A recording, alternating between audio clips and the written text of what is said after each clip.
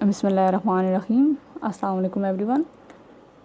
इस वीडियो में हम first chapter testing and evaluation के जितनी भी रिमेनिंग एमसीक्यूज़ हैं वो कवर करेंगे, ठीक है। और कल से इंशाल्लाह आपका नेक्स्ट चैप्टर स्टार्ट होगा, टीचिंग मेथडोलॉजीज़ एंड टेक्निक्स। तो इस चैप्टर का हमने जितनी भी सब्जेक्टिव स्टडी किया या ऑब्जेक्टिव पोर्शन जितना भी हमने कवर किया है, इसका इंशाल्लाह आपको एक ग्रैंड टेस्ट होगा। मे बी इसी वीक में, मतलब किसी डे में मैं आपका ले लूँ या नेक्स्ट वीक में, तो वो डे मैं आपको बता दूंगी, तो आप प्लीज़ मेंटली प्रिपेयर रहिएगा। मूव करते हैं अपने पहले क्वेश्चन की तरफ, जो कि है the characteristic of behavioural objectives. कि जो बिहेवियरल ऑब्जेक्टिव हैं उनकी एक अहम खसूसियत क्या होती है।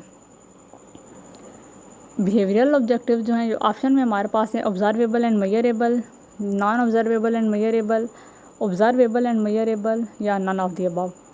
तो बिहेवियरल ऑब्जेक्टिव की एक आम खसूसियत ये होती है कि they are observable and measurable. उनको ऑब्जर्व भी किया जा सकता है और मेजर भी। देन सेकंड क्वेश्चन हमारे पास है bringing together scientific ideas to form a unique idea. कि जब आप बहुत सारे आइडियाज़ को इकट्ठा करके एक जगह पे उनसे एक यूनिक आइडिया बनाते हो, या बहुत सारी चीज़ें इकट्ठी करके उनसे एक कोई नई चीज़ आप बनाते हैं, ठीक है, समथिंग न्यू क्रिएट करते हैं, तो वो प्रोसेस हमारे पास सिंथेसिस में होता है। सिंथेसिस का राइट ऑप्शन है। नेक्स्ट क्वेश्चन हमारे पास है objectives related to affective domain is students can paint a picture, student can draw a graph, students values honesty, या student can write a letter. तो अफेक्टिव डोमेन हमारे पास जो है वो फीलिंग्स के साथ डील करती है, एटीट्यूड्स के साथ, वैल्यूज़ के साथ डील करती है। तो यहाँ पे हमारे पास जो राइट ऑप्शन होगा वो है स्टूडेंट्स वैल्यूज ऑनेस्टी। अगला क्वेश्चन हमारे पास है सिंथेसिस रिक्वायर्स। अभी दो आई थिंक इससे पहले हमने अभी सिंथेसिस से रिलेटेड एमसीक्यूज़ पहले भी सॉल्व किया है। सिंथेसिस में हम लोग कोई नई चीज़ क्रिएट कर रहे होते हैं, तो इसमें ऑप्शन देख लेते हैं हम। पहले हमारे पास है formulation of new structural material. Second हमारे पास है understanding the structure of the material. तो ये तो अंडरस्टैंडिंग या कंप्रीहेंशन से रिलेटेड हो गया। देन जज द वैल्यू ऑफ मटेरियल, ये ऑप्शन हमारे पास एवेल्यूएशन से रिलेट करता है। फोर्थ ऑप्शन हमारे पास है use the material in new situation. तो ये एप्लीकेशन से रिलेट कर रहा है। तो जो सिंथेसिस से जो यहाँ पे रिलेट कर रहा है ऑप्शन, वो है first, formulation of new structural material, कि हम लोग एक नई चीज़ फार्मूलेट कर रहे होते हैं। अगला क्वेश्चन हमारे पास है the student will be able to translate a paragraph of English into Urdu. The objective this objective fit into the category of cognitive domain. कि ये वाला जो सेंटेंस है वो कॉग्निटिव डोमेन की कौन सी कैटेगरी में फिट बैठ रहा है। जो सेंटेंस हमारे पास है कि स्टूडेंट जो हैं वो इस काबिल है कि वो इंग्लिश टू उर्दू में, ठीक है, पैराग्राफ को ट्रांसलेट कर सके। तो वो कौन सी स्टेज है हमारे पास, नॉलेज, कंप्रीहेंशन, एप्लीकेशन या एनालिसिस। तो वो हमारे पास है कंप्रीहेंशन, ठीक है। इसमें हम अंडरस्टैंडिंग के साथ डील करते हैं। स्टूडेंट को जब अंडरस्टैंडिंग उसकी इतनी हो चुकी है, डेवलप हो चुकी होगी, तभी वो इस काबिल होता है कि वो उसको पैराग्राफ को, ठीक है, इंग्लिश टू उर्दू में एक लैंग्वेज से दूसरी लैंग्वेज में ट्रांसलेट कर सके।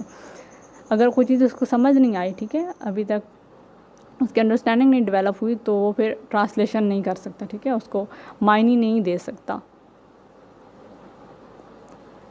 देन हमारे पास है next question SOLO taxonomy was presented by Biggs and Collis in 1982 में दी थी बिग्स एंड कॉलेज ने। SOLO taxonomy consist of categories 2, 3, 4 या 5। इसकी 2 कैटेगरीज हैं और 5 लेवल्स हैं। कैटेगरीज में हमारे पास surface category and deep category आ रहा है, और लेवल हम लोग आगे इंशाल्लाह डिस्कस करते हैं। देन हमारे पास है next question in solo taxonomy deep category consist of. जो डीप कैटेगरी है उसका ताल्लुक कौन से लेवल के साथ होता है। ऑप्शन में हमारे पास है pre structural and uni structural, then uni structural and multi structural. Third हमारे पास है multi structural and relational, and fourth one is relational and extended abstract. तो जो डीप कैटेगरी है वो हमारे साथ डील करती है रिलेशनल एंड एक्सटेंडेड एब्स्ट्रैक्ट, जो कि हाईएस्ट 2 लेवल्स हैं, ठीक है, उनके साथ जो है वो डील करती है। और जो सरफेस कैटेगरी है उसमें अपर 3 लेवल्स आ जाते हैं, pre structural, uni structural and multi structural. Then हमारे पास नेक्स्ट क्वेश्चन है solar taxonomy provide systematic way of describing learners ability, understanding, performance या स्किल। तो जो सोलर टेक्सोनॉमी डील करती है वो हमारे पास स्टूडेंट्स की परफॉर्मेंस के साथ डील करती है कि स्टूडेंट कैसे परफॉर्म करेंगे। अगला question, evaluation is an umbrella term that covers testing, measurement, assessment या ऑल अबव। तो पहले भी हम लोग बहुत बार इसको डिस्कस कर चुके हैं कि एवेल्यूएशन हमारे पास एक कम्प्रिहेंसिव टर्म है जिसमें टेस्टिंग के जितने भी एलिमेंट्स हैं इससे पहले जो आते हैं वो सब के सब इसके अंदर मर्ज हो जाते हैं, चाहे वो टेस्टिंग हो, मेजरमेंट हो या असेसमेंट हो, तो ये सब के सब एवेल्यूएशन में इंक्लूड होंगे। तो ऑल अबव जो है इसका राइट ऑप्शन होगा।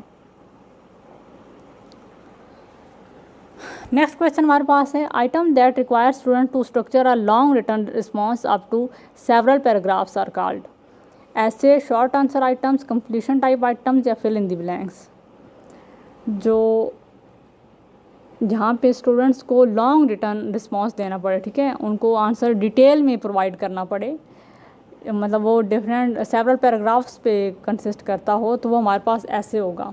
क्योंकि शॉर्ट आंसर क्वेश्चन में आल दो हमने खुद आंसर प्रोवाइड करना होता है, रिटर्न लिखना होता है, लेकिन वो इतना डिटेल नहीं लिखना होता। कंप्लीशन टाइप में भी मोस्टली एक सेंटेंस आता है, सेंटेंस इवन के समटाइम एक वर्ड हो सकता है, कोई फ्रेज़ हो सकती है, सिंबल हो सकता है। फिल इन दी ब्लैंक्स में भी इसी तरह से एक वर्ड होता है या एक फ्रेज़ होती है। तो जो ऐसे टाइप हमारे पास होते हैं क्वेश्चन, उसमें स्टूडेंट्स को जो है वो डिटेल आंसर देना होता है, वो बहुत सारे पैराग्राफ्स पे भी मुश्तमिल हो सकता है। तो ऐसे इसका राइट ऑप्शन होगा। नेक्स्ट क्वेश्चन हमारे पास है, द राइट सीक्वेंस ऑफ सब groups of psychomotor domain is. Psychomotor domain के टोटली हमारे पास जो होते हैं वो 7 उसको सब ग्रुप्स में डिवाइड किया गया है। तो यहाँ पे हम देख लेते हैं कि जो उसका करेक्ट सीक्वेंस है, राइट सीक्वेंस कौन सा है। एक तो ये आपने याद रखना है कि उसका जो सबसे पहला हमारे पास लेवल होता है वो परसेप्शन होता है, और जो सबसे लास्ट वाला लेवल होता है वो ओरिजिनेशन होता है। ओरिजिनेशन में और ऑर्गेनाइजेशन के स्पेलिंग में समटाइम्स स्टूडेंट्स को होता है कि वो कंफ्यूज हो जाते हैं, ठीक है, वो अपेरेंटली दिखने में थोड़ा सा सेम लगते हैं, तो इस चीज़ में आपने कंफ्यूज नहीं होना, ठीक है।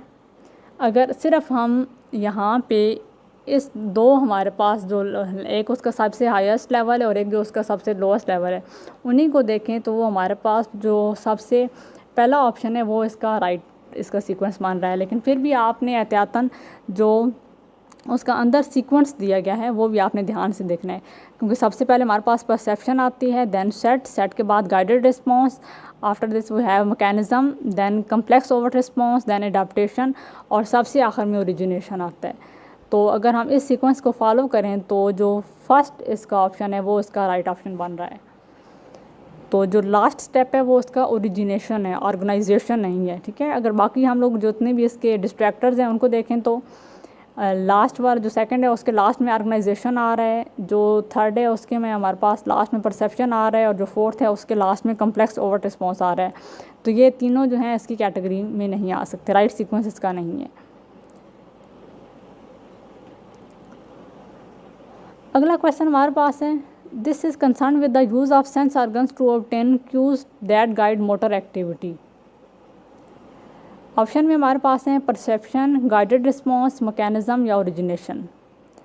तो जहाँ पे हम सेंस ऑर्गन यूज़ करते हैं सबसे पहले, ठीक है, using sense organ to obtain cues, कि कोई हमें कोई इशारा मिले, ठीक है, कोई ऐसी हिंट मिले, कोई ऐसी चीज़ जिससे हमें जो हमें उकसाए इस बात पे कि हम कोई काम परफॉर्म करें, ठीक है, तो वो हमारे पास सबसे पहला लेवल होता है साइकोमोटर डोमेन का, जो है परसेप्शन, ठीक है। इसमें सेंस ऑर्गन्स हम यूज़ करते हैं, ठीक है, अपनी जितनी भी सेंसेस हैं उनको यूटिलाइज़ करते हैं टू ऑब्टेन क्यूज़, क्योंकि हमें हेल्प करते हैं कि हम आगे फर्दर जितनी भी प्रोसेस हैं, कोई भी एक्टिविटी है उसको परफॉर्म करें।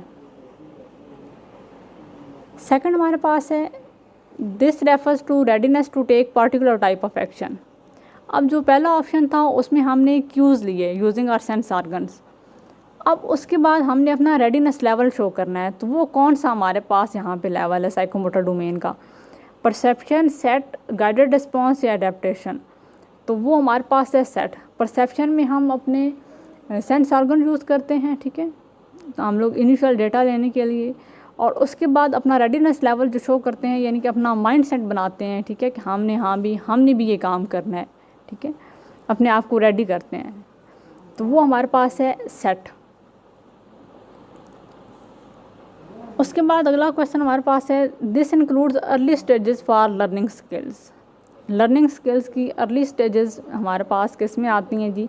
परसेप्शन, सेट, गाइडेड रिस्पॉन्स या अडेप्टेशन। तो जो हमारे पास है गाइडेड रिस्पॉन्स, ठीक है, वो हमारे पास इंक्लूड होगा अर्ली स्टेजेस में, क्योंकि यहाँ पे हमें एक उस्ताद चाहिए होता है, एक रहनुमा चाहिए होता है, इंस्ट्रक्टर, ठीक है, जो कि हमें गाइड करे, क्योंकि हम लोग बिल्कुल इनिशियल स्टेजेस पे होते हैं लर्निंग स्किल्स की, ठीक है। तो गाइडेड रिस्पॉन्स हमारे पास जो होता है वो लर्निंग स्टेज की इनिशियल स्टेज या अर्ली स्टेज होती है। नेक्स्ट क्वेश्चन हमारे पास है, movement patterns are less complex in set, guided response, adaptation या मैकेनिज़्म। तो मूवमेंट पैटर्न्स लेस कम्प्लेक्स होते जाते हैं, ठीक है, तो वो हमारे पास होगा यहाँ पे मैकेनिज़्म, क्योंकि मैकेनिज़्म में थोड़ा सा हम हैबिचुअल हो जाते हैं, ठीक है, हमारे वो चीज़ें हमारे यूज्ड हो जाते हैं जो भी हम लोग एक्टिविटी परफॉर्म कर रहे होते हैं। गाइडेड रिस्पॉन्स में तो हमारे पास इमिटेशन या ट्रायल एंड एरर आता है कि वहाँ पे हम लोग गलतियाँ भी करते हैं, बार बार उन चीज़ों को दोहराते भी हैं, ठीक है, और जो हमारा इंस्ट्रक्टर जैसे हमें बताता है एज इट इज़ हम उसकी नकल भी करते हैं उसको परफॉर्म करने की, ठीक है, इमिटेट करते हैं उनको। लेकिन यहाँ पे हमारे पास मैकेनिज़्म, हमारे पास वो स्टेज आ जाती है जहाँ पे हमारे मूवमेंट पैटर्न जो होते हैं वो लेस कम्प्लेक्स हो जाते हैं, क्योंकि हम वो काम करने के हैबिचुअल हो चुके होते हैं, यूज्ड टू हो चुके होते हैं, तो तब हमें इतना मुश्किल नहीं लगता वो काम करना। उसके बाद अगला क्वेश्चन हमारे पास है, learn response are perform skilfully in, कि जो हमने स्किल लर्न कर ली है उसको हम अब स्किलफुली कैसे परफॉर्म करेंगे, जो भी हमने स्किल लर्न की है। तो सेट, गाइडेड रिस्पॉन्स, मैकेनिज़्म या कम्प्लेक्स ओवर्ट रिस्पॉन्स। तो कम्प्लेक्स ओवर्ट रिस्पॉन्स हमारे पास राइट ऑप्शन होगा कि इसमें हमारे पास हम स्किलफुली परफॉर्म करते हैं। हमारे पास जितना मुश्किल से मुश्किल टास्क आ जाए, आपने एक चीज़ लर्न की हुई है तो आपको वो परफॉर्म करने में मुश्किल नहीं होगी, आप उसको स्किलफुली परफॉर्म माहिराना तरीके से, ठीक है, जैसे एक्सपर्ट करते हैं कि आप अपने काम में एक्सपर्ट हो चुके होते हो, तो इसमें हम परफॉर्म कर सकते हैं। देन हमारे पास है next question, imitation, trial and errors are concern with set, guided response, complex overt response या अडेप्टेशन। तो जो इमिटेशन हमारे पास है, इमिटेशन का प्रोसेस या ट्रायल एंड एरर का, तो वो गाइडेड रिस्पॉन्स में होता है, क्योंकि हम लर्निंग स्किल्स की इनिशियल स्टेज पे होते हैं, बहुत अर्ली स्टेज पे होते हैं, तो ऑफ कोर्स वहाँ पे हम गलतियाँ भी करेंगे, ठीक है, हम बार बार गलतियाँ शायद दोहराएंगे भी, और जो हमारा इंस्ट्रक्टर जैसे हमें बताएगा, जैसा हमारा उस्ताद हमें बताएगा, हम एज इट इज़ उसकी नकल करने की भी कोशिश करेंगे, तो ठीक है, तो जैसा हमारे गाइड हमें बताया जाएगा, तो वो गाइडेड रिस्पॉन्स के साथ ही डील करती हैं। उसके बाद हमारे पास क्वेश्चन है, skills are highly developed that an individual can modify movement. अब इस स्टेज पे स्किल्स इतने डेवलप हो चुके होते हैं कि जो इंडिविजुअल है, जो कि फ़र्द है काम करने वाला, वो जो मूवमेंट है उसको मॉडिफाई कर सकता है, उसमें चेंजिंग भी ला सकता है। तो ये स्टेज हमारे पास है, देख लेते हैं यहाँ पे ऑप्शंस में, मैकेनिज़्म, गाइडेड रिस्पॉन्स, अडेप्टेशन या ओरिजिनेशन। तो मैकेनिज़्म में तो हमने देखा था कि वहाँ पे जो मूवमेंट पैटर्न है वो लेस कम्प्लेक्स हो जाते हैं, ठीक है। गाइडेड रिस्पॉन्स में हमने देखा था कि वो इंस्ट्रक्टर की हेल्प से कोई काम परफॉर्म करता है। अडेप्टेशन हमारे पास वो फेज़ आ जाती है जहाँ पे आपने कोई चीज़ परफॉर्म की है, ठीक है, आपने कोई भी चीज़ डिज़ाइन की है, तो आप उसमें चेंजिंग कर सकते हो, आप उसमें जो भी आपका मूवमेंट है उसको उसमें मॉडिफिकेशन ला सकते हैं, उसको इवेंट्स के हिसाब से, डिमांड के हिसाब से, जैसे आपके कस्टमर चाह रहे हैं, ठीक है, जैसे उनकी ज़रूरत है, तो उसके हिसाब से फिर आप उसमें चेंजिंग ला सकते हैं, मॉडिफाई कर सकते हैं, तो वो अडेप्टेशन का है ऑप्शन। देन हमारे पास क्वेश्चन है, the creating of new movement patterns to face a specific problem. Option में हमारे पास है mechanism, complex overt response, adaptation या ओरिजिनेशन। तो जब आप ख़ुद से कोई नई चीज़ बनाते हैं, कोई नई चीज़ क्रिएट करते हैं, कोई नया मूवमेंट पैटर्न ख़ुद से जनरेट करते हैं, ठीक है, आपका अपना ओरिजिनल, वो किसी की कॉपी नहीं होता, तो ऑप्शन में हमारे पास है mechanism, complex toward response, adaptation या ओरिजिनेशन। तो ओरिजिनेशन हमारे पास इसका राइट ऑप्शन होगा। हमने जब ये पढ़ा था तो उसमें मैंने आपको एक ड्रेस डिज़ाइनिंग की एग्जांपल बताई थी कि ये ओरिजिनेशन वो फेज़ है जहाँ पे आप अपना ब्रांड लॉन्च करने जा रहे होते हैं, जहाँ भी मैं खुद से मेरे अपने जो आइडियाज़ हैं आपकी क्रिएट की हुई डिज़ाइन, ठीक है, वो किसी भी स्पेसिफिक इवेंट से रिलेटेड हो सकते हैं, वो वेडिंग से रिलेटेड हो सकते हैं, वो वैसे पार्टी वेयर हो सकते हैं और बहुत सारे इस तरह से रिलेटेड। तो जहाँ पे आप खुद से कोई नई चीज़ क्रिएट करते हैं, ठीक है, वो किसी की कॉपी नहीं होती, ओरिजिनल। तो वो हमारे पास सबसे हाईएस्ट फेज़ है और ये सबसे कम्प्लेक्स फेज़ होता है साइकोमोटर डोमेन का। अगला हमारे पास क्वेश्चन है, one aspect of a task is picked up और understood serially in SOLO is called. एक टॉपिक, किसी भी टॉपिक के बारे का, सिर्फ किसी भी टॉपिक से रिलेटेड सिर्फ बच्चे को या जो लर्नर है उसको उसका एक एस्पेक्ट के बारे में पता है, बाकी एरियाज़ पे वो भी गौर व फिक्र नहीं कर सकता। तो वो हमारे पास है यूनिस्ट्रक्चरल, मल्टी स्ट्रक्चरल, रिलेशनल या एक्सटेंडेड एब्स्ट्रैक्ट। तो वन एस्पेक्ट पे जो फोकस करते हैं वो है यूनिस्ट्रक्चरल, ठीक हो गया। देन हमारे पास है next question, two or more aspect of a task are picked up और अंडरस्टूड सीरियली। अगर हम सीरीज़ की बात करें, ठीक है, कि वो जिस पैटर्न पे चल रहे होते हैं, पहले हमारे पास प्री स्ट्रक्चरल आता है, देन यूनिस्ट्रक्चरल, उसके बाद हमारे पास मल्टी स्ट्रक्चरल के बाद हमारे पास रिलेशनल आता है और आफ्टर दैट एक्सटेंडेड एब्स्ट्रैक्ट। तो उस सीरीज़ को फॉलो करते हुए अगर हम देखें तो two or more aspect of a task are picked up. अभी हमने पीछे बात की थी कि जहाँ पे जो लर्नर है वो सिर्फ एक एस्पेक्ट पे फोकस कर रहा है, अब यहाँ पे एक से ज़्यादा आ गए, ठीक है, टू और मोर एस्पेक्ट, तो वो हमारे पास होगा मल्टी स्ट्रक्चरल हमारे पास वो लेवल है जहाँ पे जो लर्नर है वो दो या दो से ज़्यादा एस्पेक्ट पे फोकस कर सकता है। देन हमारे पास नेक्स्ट क्वेश्चन है, two or more aspect of task are integrated so that the whole has a coherent structure and meaning. जब हमारे पास दो या दो से ज़्यादा एस्पेक्ट पे फोकस किया जाए, ठीक है, और सिर्फ फोकस नहीं किया जाए, उनके दरमियान एक रिलेशनशिप भी कायम किया जाए, उनके दरमियान इंटीग्रेशन डेवलप की जाए, उन्हें एक रिलेशनशिप बनाया जाए, ताकि उसका जो स्ट्रक्चर है या जो उसका मीनिंग है वो समझ आ जाए, ठीक है। तो वो हमारे पास होता है रिलेशनल लेवल, ठीक है। इंटीग्रेशन का जो वर्ड हमारे पास आ जाए या रिलेशनशिप का वर्ड आ जाए तो वो रिलेशनल लेवल होगा, क्योंकि वहाँ पे वो दो या दो से ज़्यादा टास्क के दरमियान जो है या एस्पेक्ट के दरमियान वो रिलेशनशिप कायम कर रहा होता है और उसको समझ भी रहा होता है। देन हमारे पास क्वेश्चन है, that coherent whole is generalize to higher level of abstraction. अब ये उससे अगला लेवल आ गया, जो रिलेशनल था उसमें तो वो सिर्फ उनके दरमियान रिलेशनशिप कायम कर रहा था। अब यहाँ पे लर्नर जो है, जो उसको इन्फॉर्मेशन दी जा रही होती है वो उससे बढ़कर परफॉर्म करता है, बियॉन्ड दैट एक्सपेक्टेशन। जो टीचर्स की एक्सपेक्टेशन होती हैं या इंस्ट्रक्टर की एक्सपेक्टेशन, वो उससे बढ़ के परफॉर्म करता है। जो उसको मटेरियल रिटर्न फॉर्म में दिया जाए या उसके पास मौजूद हो, वो उससे भी ज़्यादा, ठीक है, वो ख़ुद से भी सर्च करने की कोशिश करेगा, उसके बारे में ख़ुद से एग्जांपल क्रिएट करेगा। तो ये हमारे पास जो ऑप्शन है वो है एक्सटेंडेड एब्स्ट्रैक्ट, इसका राइट ऑप्शन होगा, ठीक है। इसमें वो beyond that level of expectation, ठीक है, वो परफॉर्म करता है, हायर लेवल ऑफ एब्स्ट्रैक्शन। अगला क्वेश्चन हमारे पास है, moral development of learner is link to cognitive domain, psychomotor domain, affective domain या ऑल अबव। तो मॉरल डेवलपमेंट का ताल्लुक वैल्यूज़ के साथ होता है, तो ये हमारे पास डील करती है अफेक्टिव डोमेन, तो वो उसकी राइट ऑप्शन होगा। देन अगला क्वेश्चन हमारे पास है, psychomotor domain deals with intellectual abilities, feelings या प्रैक्टिकल स्किल्स, या लास्ट में हमारे पास है ऑल अबव। तो जो साइकोमोटर डोमेन है वो फिज़िकल एक्टिविटीज़ के साथ, बॉडी मूवमेंट के साथ वो डील करती है, तो यहाँ पे प्रैक्टिकल स्किल इसका राइट ऑप्शन होगा, ठीक है, जहाँ पे स्टूडेंट ने प्रैक्टिकली कुछ परफॉर्म करके दिखाना हो, स्टूडेंट्स की परफॉर्मेंस के साथ डील करती है।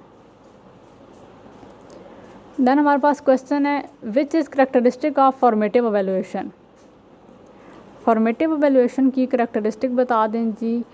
Evaluation occurs at the terminal point, then हमारे पास है evolution is used before programme design. Then हमारे पास है evolution is conducted during teaching या नन ऑफ दिस। तो जो फॉर्मेटिव एवोल्यूशन है वो ड्यूरिंग टीचिंग, ठीक है, या ड्यूरिंग प्रोग्राम वो हमारे पास कंडक्ट करवाई हो रही होती है। तो थर्ड इसका राइट ऑप्शन होगा। देन हमारे पास है question assessment for learning refers to formative, summative, diagnostic या नन ऑफ दिस। तो असेसमेंट फॉर लर्निंग, तो फॉर से मैंने आपको बताया था, याद रखिएगा, फॉर से फॉर्मेटिव।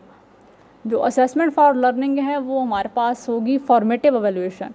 क्यों? क्योंकि इसकी बेस पे, ठीक है, हम अपनी लर्निंग में इम्प्रूवमेंट लेके आ सकते हैं। और ये बेसिकली इसका पर्पज़ ही ये होता है, अगर चाहे वो टीचर्स लें या स्टूडेंट के लिए, तो वो उनको फीडबैक प्रोवाइड करे कि ताकि जो उनके वीक एरियाज़ हैं वो उन पे काम करके अपनी लर्निंग को इम्प्रूव कर सकें।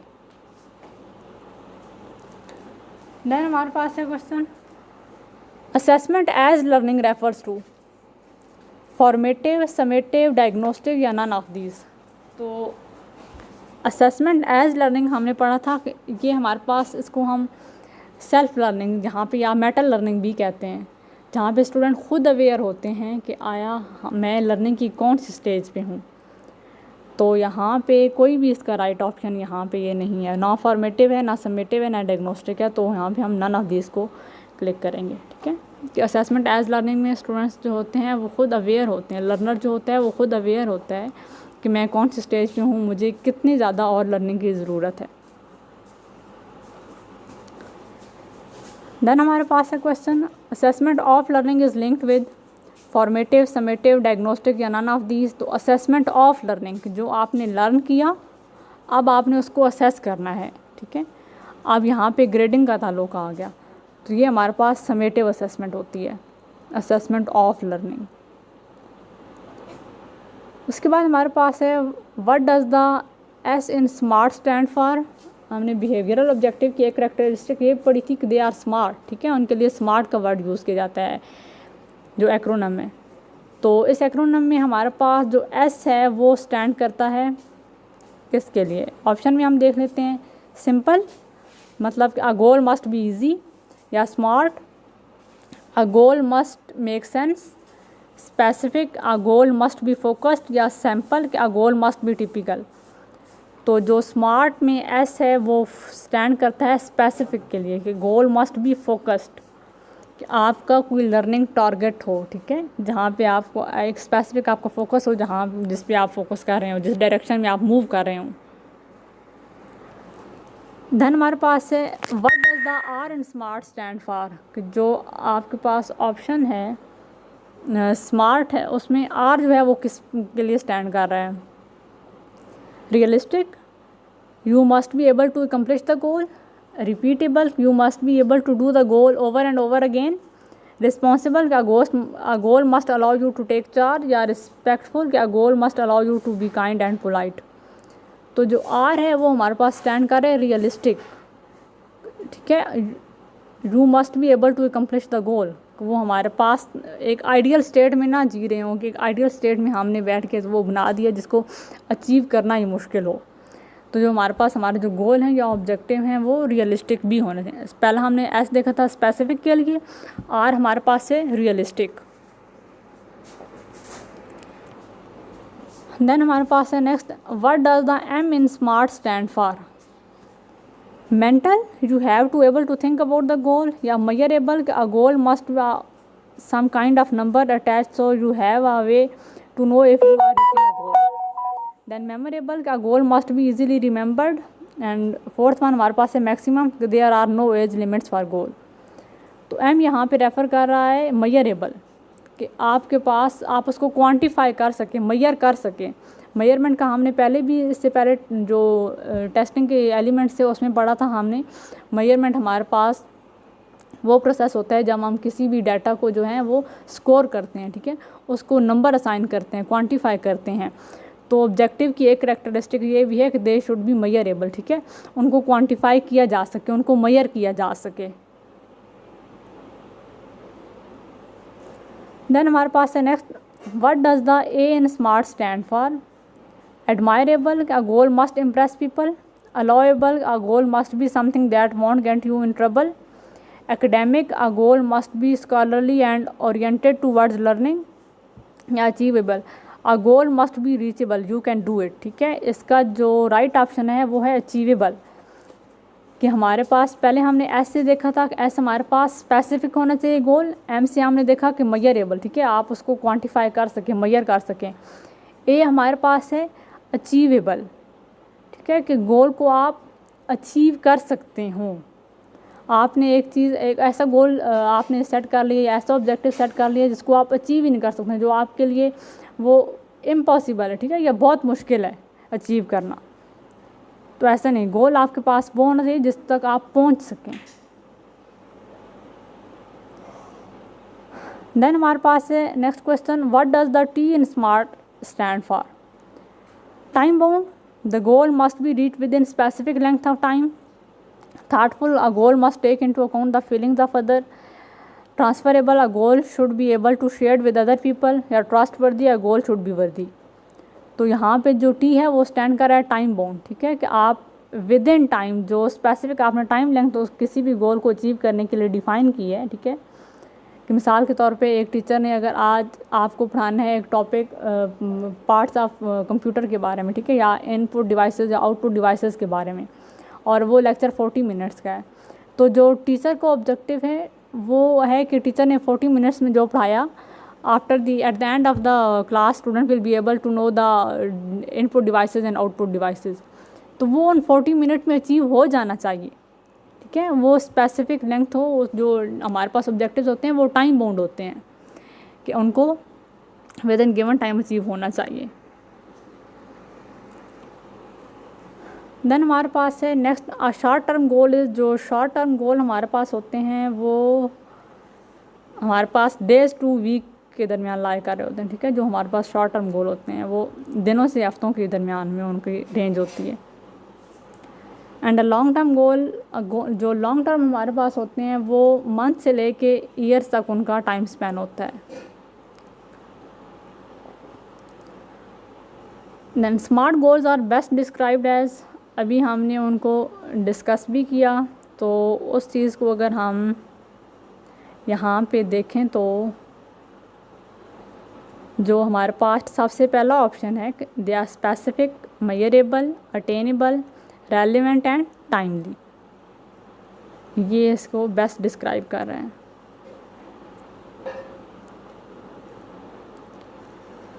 देन हमारे पास क्वेश्चन है, aims are national expectation, institution expectation, learning expectation, या नन ऑफ द अबव। तो एम नेशनल लेवल पे डिसाइड होते हैं, ठीक है, they are national expectation, policy makers इनको डिज़ाइन करते हैं। देन हमारे पास हैं goals, goals are at national level, subject level, या क्लासरूम लेवल, या ऑल ऑफ द अबव। तो जो गोल्स हैं वो हमारे पास स्कूल लेवल या सब्जेक्ट लेवल पे होते हैं। Then objectives are at national level, subject level, classroom level. तो ऑब्जेक्टिव्स हमारे पास क्लासरूम लेवल तक लिमिटेड होते हैं, यूनिट लेवल तक या टॉपिक लेवल तक आ जाते हैं। एम्स हमारे पास सबसे ब्रॉडर होते हैं, ठीक है, गोल्स जो हमारे पास होते हैं वो एम से ही डिराइव किए जाते हैं, और जो ऑब्जेक्टिव्स हैं वो फिर गोल से डिराइव होते हैं। और ये बहुत ऑब्जेक्टिव जो होते हैं वो हमारे पास अचीवेबल होते हैं, क्योंकि इनकी करैक्टरिस्टिक जो हमने पढ़ी थी आम, कि दे आर स्मार्ट, ठीक है, वो स्पेसिफिक भी होते हैं, मेजरेबल भी होते हैं, अटेनेबल भी होते हैं, ठीक है, और टाइम बाउंड भी होते हैं, रियलिस्टिक भी होते हैं। देन हमारे पास है question, to promote science and technology is, ये हमारे पास क्या है, to promote science and technology, aim, goal, objective, या ऑल ऑफ द अबव। तो ये हमारे पास है एम, क्योंकि ये नेशनल लेवल पे डिसाइड किए जाते हैं, जो हमारी एजुकेशनल पॉलिसीज़ बनती हैं उसमें ये डिसाइड होते हैं कि आपने इस दफ़ा कौन सी नई इन्वेंशन दे के आनी है, ठीक है, वो कौन कौन से नए एरियाज़ हैं जिन पे आपने काम करना है। तो to promote science and technology ये हमारे पास नेशनल लेवल पे डिसाइड होते हैं, तो ये हमारे पास एम हो गया। देन अगला क्वेश्चन हमारे पास है, टू इम्पार्ट कंप्यूटर एजुकेशन, ठीक है, इंपॉर्टेंट नहीं है यहाँ पे, टू इम्पार्ट है, ठीक है, टू इम्पार्ट कंप्यूटर एजुकेशन, कि आपने अपने जो स्कूल्स हैं जो एजुकेशन सिस्टम है उसमें आपने कंप्यूटर एजुकेशन इंट्रोड्यूस करवाने हैं। तो ये आपका गोल होगा, ठीक है। जो लास्ट हमने एम पढ़ा था to promote science and technology, ठीक है, उसी को अचीव करने के लिए फर्दर उसको हमने गोल्स में हमने डिवाइड कर दिया। तो गोल्स में हमने क्या किया कि हमने कंप्यूटर एजुकेशन अपने स्कूल्स में इंट्रोड्यूस करा दी। तो ये हमारे पास गोल हो गया। देन हमारे पास है question to identify the parts of the computer. तो अब उसी गोल को अचीव करने के लिए हमने डिफरेंट ऑब्जेक्टिव सेट किए, ठीक है। तो ये हमारे पास होगा ऑब्जेक्टिव, ठीक है, to identify the parts of computer. Next हमारे पास क्वेश्चन है expected life outcomes from education are referred as learning, evaluation, aims या पेडागोजी। तो जो लाइफ आउटकम्स हैं, एक्सपेक्टेड लाइफ आउटकम्स जो हम एजुकेशन से एक्सपेक्ट कर रहे हैं, ये हमारे पास एम्स की कैटेगरी में आते हैं क्योंकि ये लॉन्ग टर्म होते हैं। उसके बाद हमारे पास है next question the source of achieving an objective is. Objectives को अचीव करने का कौन सा सोर्स है आपके पास? करिकुलम, एवेल्युएशन है, ऑब्जेक्टिव है, आईक्यू है या एक्शन। तो आपने अपना ऑब्जेक्टिव अचीव करना है तो उसके लिए आपको डेफिनेटली कोई एक्शन लेना पड़ेगा, कुछ चीज़ परफॉर्म करनी पड़ेगी। तो एक्शन इसका राइट ऑप्शन होगा। देन हमारे पास है question assessment for learning, foster motivation, emphasis the overall importance of grades, both A and B या नन ऑफ दीज। तो असेसमेंट फॉर लर्निंग जो है वो फोस्टर कर रही होती है मोटिवेशन को, ताकि स्टूडेंट जो हैं उनको अपनी जो वीक एरियाज़ हैं वो पता चलें, उन पे वो काम करें। जो ड्यूरिंग द प्रोग्राम या ड्यूरिंग द क्या कहते हैं उसको कोर्स टीचर जो टेस्ट ले रहे होते हैं, उनका एक ये भी पर्पज़ होता है, ठीक है, स्टूडेंट्स को मोटिवेट करना। जब वो स्टूडेंट्स को रिज़ल्ट उनके मिलते हैं, उनके जो भी टीचर टेस्ट वगैरह लेती हैं, तो वो उनके लिए मोटिवेशन का काम देते हैं, ठीक है। जिन स्टूडेंट्स के मार्क्स अच्छे आते हैं उनके लिए भी मोटिवेशन का, ताकि वो जो नेक्स्ट क्विज़ है वो भी अपनी उस पोजीशन को तब तक मेंटेन करें। और अगर किसी के मार्क्स कम आए हैं तो वो उनके लिए भी मोटिवेशन का काम करता है कि ताकि वो नेक्स्ट क्विज़ के लिए ज़्यादा अच्छे से प्रिपेयर होके आएँ, ताकि वो ज़्यादा अच्छे मार्क्स लें। तो जो असेसमेंट फॉर लर्निंग है वो फोस्टर मोटिवेशन का भी काम करती है। देन हमारे पास है next question what is the purpose of a SMART goal. जो स्मार्ट गोल हैं उनका पर्पज़ क्या होता है? टू हैव फन या to know exactly what you are working toward, to waste time और to keep you out of trouble. तो जो स्मार्ट गोल हैं उनका एक ऑब्जेक्टिव या ये भी है, उनका एक पर्पज़ ये भी है कि आपको वो एक डायरेक्शन देते हैं कि आपने किस डायरेक्शन में आपने मूव करना है, किस पाथ पे चलना है। तो ये जो सेकंड इसका है वो राइट ऑप्शन होगा, to know exactly what you are working toward, कि आप काम कर क्या रहे हैं, आप किस डायरेक्शन में मूव कर रहे हैं। नेक्स्ट हमारे पास है question evaluation is conducted usually involving dash phases 2, 3, 4, 5। तो जो हमारे पास एवेल्युएशन के कॉमन फेजेस हमारे पास हैं वो 3 होते हैं। सबसे पहला हमारे पास होता है प्लानिंग फेज़, सेकंड हमारे पास होता है प्रोसेस फेज़, और जो लास्ट हमारे पास होता है वो हमारे पास होता है प्रोडक्ट फेज़। प्लानिंग फेज़ में हम अपने ऑब्जेक्टिव डिसाइड करते हैं, सिचुएशन को एनालाइज करते हैं, ठीक है। उसके बाद जो प्रोसेस फेज़ होता है उसमें रियल असेसमेंट कंडक्ट हो रही होती है, और जो प्रोडक्ट फेज़ है उसमें हम रिजल्ट बना रहे होते हैं, जनरेट कर रहे होते हैं। नेक्स्ट क्वेश्चन हमारे पास है grades in assessment are provide data for parents on their children progress, या certify promotional status and graduation, serve as an incentive to do school lesson, या ऑल ऑफ दिस। तो जो असेसमेंट में student को grade assign करते हैं वो हमारे पास ये तीनों पर्पज़ ही सर्व कर रहे होते हैं, ठीक है। वो पेरेंट्स को भी बताते हैं कि हाँ भी उनका जो बच्चा है वो किस पोजीशन पे लाई कर रहा है, ठीक है, किस पोजीशन पे स्टैंड कर रहा है। स्टूडेंट्स को जो प्रमोशनल जो स्टेटस होता है, ठीक है, वो भी बता रहा होता है, और स्टूडेंट्स के लिए इंसेंटिव भी होता है, ठीक है। अगर स्टूडेंट ने A+ ग्रेड लिया है वो उस बच्चे के लिए इंसेंटिव है, ठीक है, कि वो नेक्स्ट भी अपनी उसी पोजीशन को मेंटेन करने के लिए उतना ही हार्ड वर्क करे या उससे ज़्यादा करे। जिन स्टूडेंट ने B लिया, जिन स्टूडेंट ने C लिया, उनको भी थोड़ा सा होता है कि हाँ भी नेक्स्ट वो अच्छी मेहनत करेंगे, इससे ज़्यादा हार्ड वर्क करेंगे तो उससे ज़्यादा अच्छा वो ग्रेड ले लेंगे। तो ऑल ऑफ दीज इसका राइट ऑप्शन होगा। देन हमारे पास क्वेश्चन है large number of question are included in essay test, subjective test, objective test या शॉर्ट आंसर टेस्ट। ज़्यादा तादाद में क्वेश्चन जो हैं वो किस में इंक्लूड किए जाते हैं, तो वो हमारे पास है ऑब्जेक्टिव टेस्ट, क्योंकि वो ऑब्जेक्टिव टाइप होते हैं। स्टूडेंट ने सिर्फ एक ही उस पर क्लिक करना होता है राइट ऑप्शन पे, या एक उस क्या कहते हैं उसको फिल इन द ब्लैंक्स की बात करें तो वहाँ पे उन्होंने एक वर्ड ही लिखना होता है। मैचिंग कॉलम्स की बात करें तो उसमें उन्होंने सिर्फ मैच करना होता है। तो लार्ज नंबर ऑफ़ क्वेश्चन जो है हमारे पास ऑब्जेक्टिव टेस्ट में इंक्लूड होते हैं।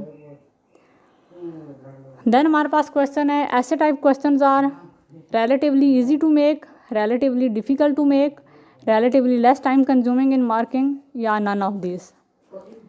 ऐसे टाइप क्वेश्चन का बहुत बड़ा एडवांटेज ये है कि उनको बनाना जो है आसान होता है as compare to objective type question. अगर आप मिसाल लें MCQs की, ठीक है, तो उसमें बहुत ज़्यादा एफ़र्ट पुट करनी पड़ती हैं। आपको पहले स्टेम बनानी पड़ती है, उसके बाद उस स्टेम से रिलेटेड आपने 4 जो हैं उसके ऑप्शंस भी सिलेक्ट करने होते हैं, वो चूज़ करके वो बना के तो डिज़ाइन करने होते हैं या बनाने होते हैं।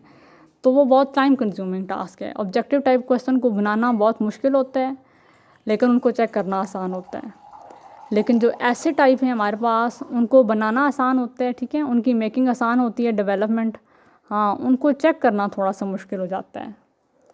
तो अगर इस कॉन्टेक्स्ट को देखते हुए हम चेक करें तो जो पहला ऑप्शन है वो हमारे पास राइट ऑप्शन होगा। नेक्स्ट क्वेश्चन हमारे पास है test developed by a team of expert are termed as. जो टेस्ट एक्सपर्ट बनाते हैं वो हमारे पास कौन से टेस्ट होते हैं? Teacher made test, standardize test, board test या पब्लिश टेस्ट।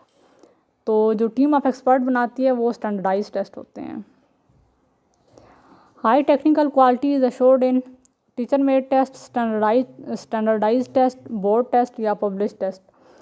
तो जैसा कि टीम ऑफ एक्सपर्ट इनको बनाती है स्टैंडर्डाइज टेस्ट को, तो उनकी हाई टेक्निकल क्वालिटी को भी अश्योर किया जाता है। यहाँ भी स्टैंडर्डाइज टेस्ट ही इसका राइट ऑप्शन होगा। नेक्स्ट क्वेश्चन हमारे पास the purpose of national assessment to improve the quality of education through. जो नेशनल असेसमेंट हो रही होती हैं उनका क्या पर्पस है, ठीक है, to improve the quality of education through providing information to policy makers for effective intervention, ठीक है, वो पॉलिसी मेकर्स को इंफॉर्मेशन प्रोवाइड कर रही होती हैं ताकि वो जितना भी मौसर इकदाम हैं वो कर सकें, ठीक है। सेकंड हमारे पास है providing information to develop education services, ठीक है, एजुकेशन सर्विसेज को डेवलप करने के लिए इन्फॉर्मेशन प्रोवाइड कर रही होती हैं हमारी national assessments. Then monitoring the performance of the educational system, और इसका एक पर्पज़ ये भी होता है कि वो जो ओवरऑल एजुकेशन सिस्टम है उसकी परफॉर्मेंस को भी मॉनिटर कर रही होती है। तो ऑल ऑफ द अबव इसका राइट ऑप्शन होगा। दैन हमने पढ़ा था NEAS, ठीक है, national education assessment system is planned as sample based national assessment for. तो ये हमारे पास लेते हैं असेसमेंट ग्रेड 4 to 8, ठीक है। देन हमारे पास है PEC stand for Punjab education commission, Punjab examination commission, Punjab evaluation commission, Punjab Pakistan examination commission. तो पैक हमारे पास स्टैंड करती है पंजाब एग्जामिनेशन कमीशन।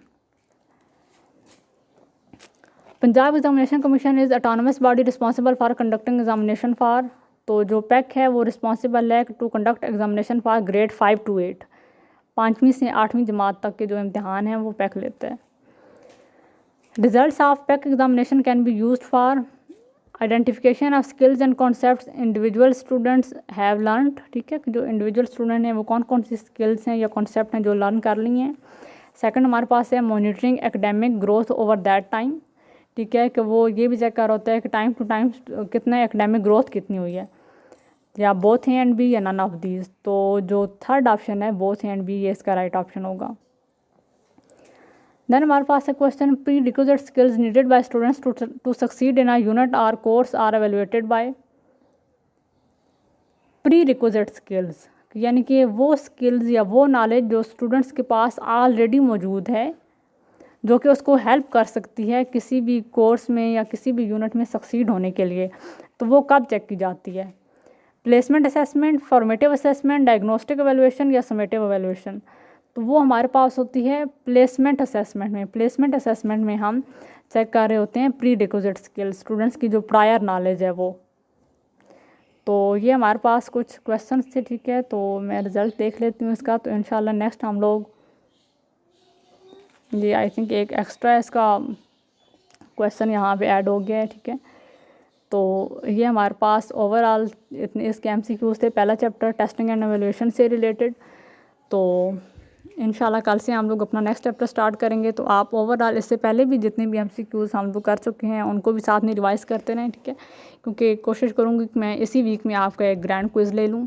अगर इस वीक में पॉसिबल ना हुआ तो नेक्स्ट वीक में आपका हो जाएगा, ठीक है। तब तक के लिए मुझे इजाज़त दें। अल्लाह हाफिज़।